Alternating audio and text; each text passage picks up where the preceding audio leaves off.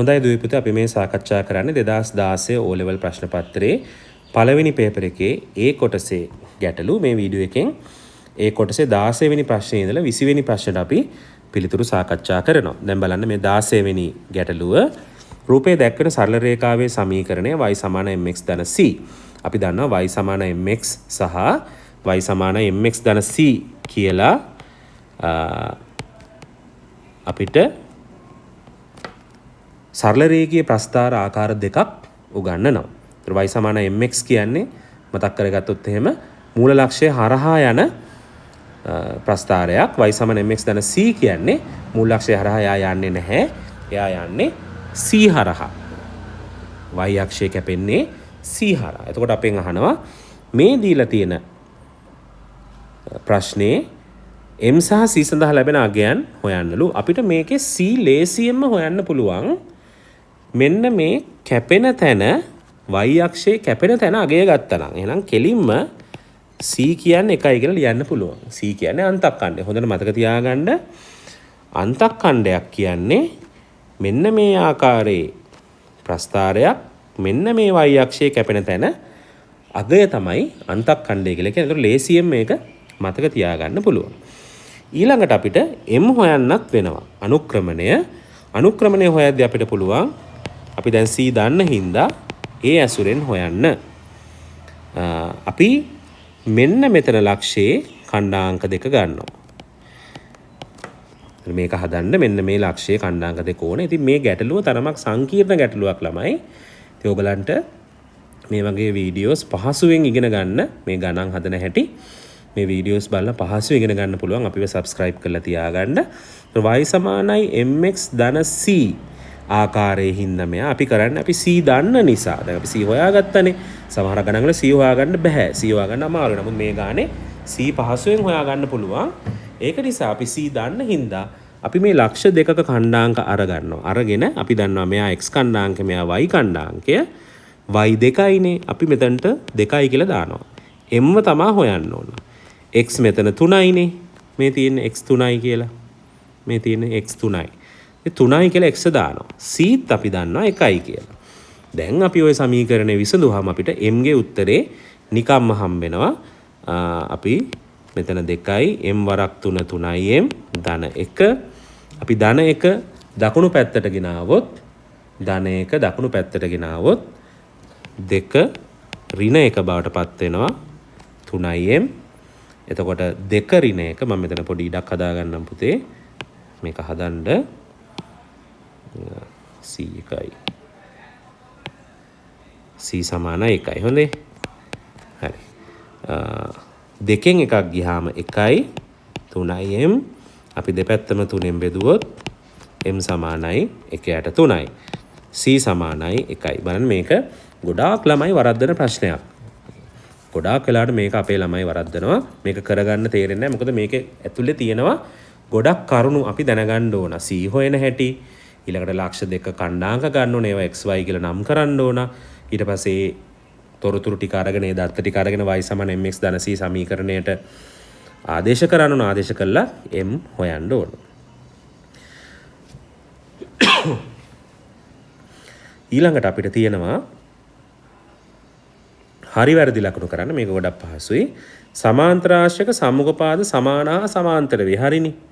සමාන්තරාශ්‍රයක් කියලා කියන්නේ මේකනේ. සම්මුඛපාද සමානයි හා සමාන්තරයි. මේ බලන්න මෙන්න සමාන්තරාශ්‍රයක්. මේකේ සම්මුඛපාද කියලා කියන්නේ ඉදිරියෙන් තියෙන පාදනේ. මේ තියෙන්නේ මෙයයි සමානයි හා සමාන්තරයි. මෙයයි සමානයි හා සමාන්තරයි. ඊළඟට සමාන්තරාශ්‍රයක සම්මුඛ කෝණ සමානයි. ඒකත් හරිනේ. සමාන්තරාශ්‍රයක සම්මුඛ කෝණ මේ තියෙන්නේ මෙන්න මේ කෝණයයි සමානයි. මේ කෝණයයි සමානයි. ඒක කෝණ සමානයි. ඊළඟට අපිට කියනවා සමාන්තරාශ්‍රයක වර්ගඵලය එක් විකර්ණයේ මගින් සමච්ඡේද වේ. මේකත් හොඳ ප්‍රශ්නයක්. අපේ ළමයි ටිකක් අමතක කරන එකක් මේක. දැන් මේ සමාන්තරාශ්‍රයක් තියනවා කියලා කියන්නකෝ. ඔන්න සමාන්තරාශ්‍රයක් තියෙනවා. මේ තියෙන සමාන්තරාශ්‍රය ටිකක් ලොකුවට අඳින්නම්. මේ සමාන්තරාශ්‍රය මෙන්න මේ විකර්ණය තියෙනවානේ. ඔන්න ඔය විකර්ණයෙන් දම මේ පැත්තේ ඒරියා එක වර්ගඵලයයි මේ පැත්තේ වර්ගඵලයයි සමාන වෙනවා.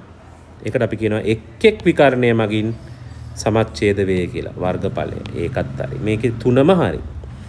දැන් ඔයගලන්ට පේනවා මේ පේපර් එකේ පස්සට යන්න 16 17 18 ප්‍රශ්න වලට යනකොට මේ ටිකක් මේවා සංකීර්ණ වෙනවා. ඉතින් එහෙම තමයි පේපර් එක හදලා තියෙන්නේ.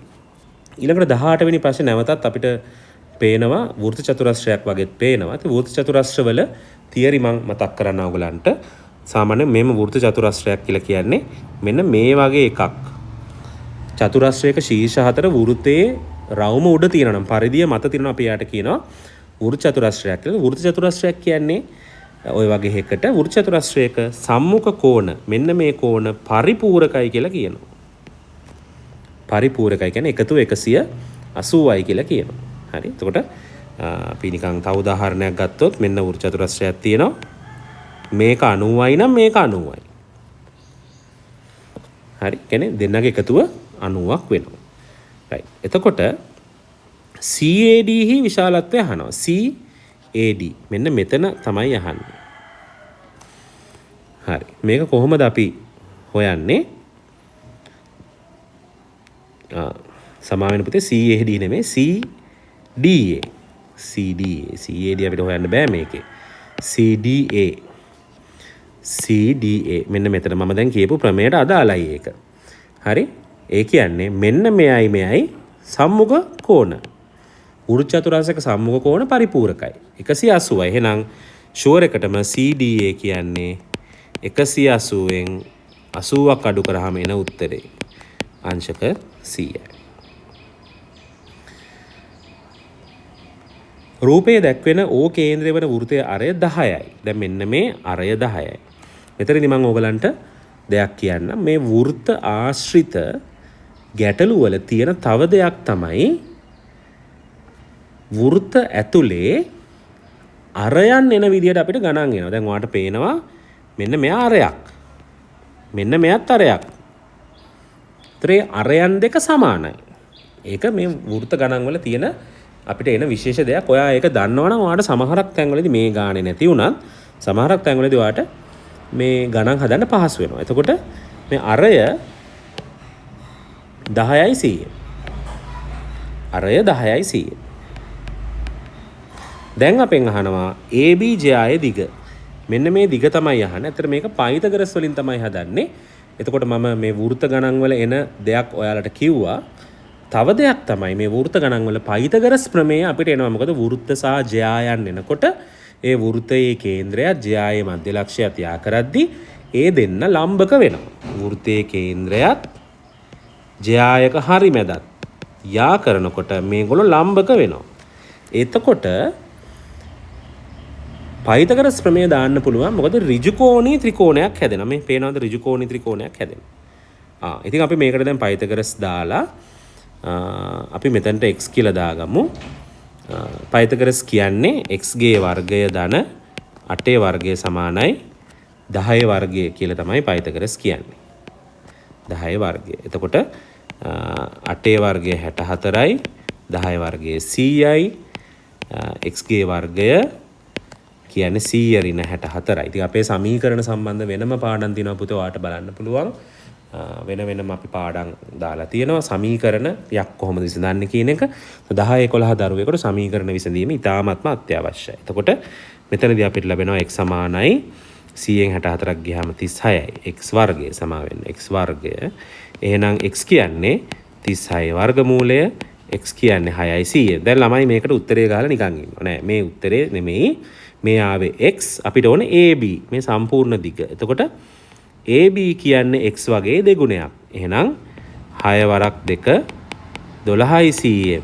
මේක තමයි AB ගේ උත්තරේ. හරි.